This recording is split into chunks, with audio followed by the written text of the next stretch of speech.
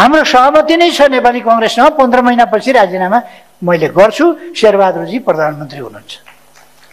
स्पष्टै छ त यसमा। 15 महिना पर्ख र मेरो राजीनामा हेर्ने मन छ भने पर्ख 15 महिना पर्ख। म 15 महिनापछि राजीनामा गर्छु, शेरबहादुरजी प्रधानमन्त्री हुनुहुन्छ। पत्रिकालयहरू नै बनाउन मन होला, 15 महिना त्यस्तै हो। आरजुजीको एउटा मिटिङ थियो, सँगसँगै शेरबहादुरजीको स्वास्थ्य परीक्षणका लागि ब्याङ्कक जानुभयो। वाउ,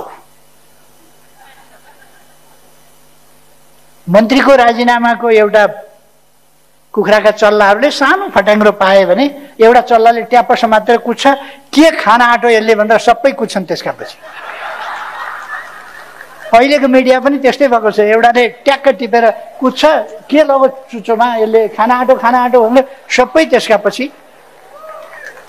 के किन भेट्टाएँ भनेर। अनि अब शेरबहादुरजी स्वास्थ्य परीक्षणका लागि जानुभयो। अनि शेरबहादुरजीले कांग्रेस र एमाले मिल्नु हुँदैन भनेर भन्ने मान्छे नभेटाएर खोज्न जानुभएको हो ब्याङ्कक। त्यस्तो मान्छे यहाँ भेटाएको छैन, यहाँ सुनेको छैन त्यस्ता कुरा।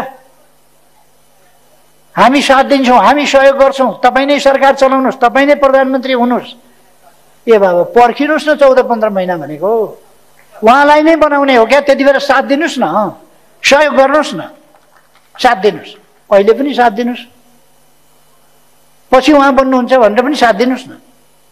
भइगयो त। हल्ला चलाएका छन्। अब शेरबहादुरजी आएपछि के हुन्छ?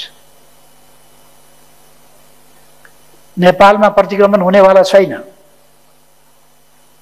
अब यो यसो पालबाट निस्किएर पिटिटिटिटी उलेका छिचिमेराहरूको जमाना आउँछ कि भन्ने नसोचे हुन्छ, केही आउनेवाला छैन।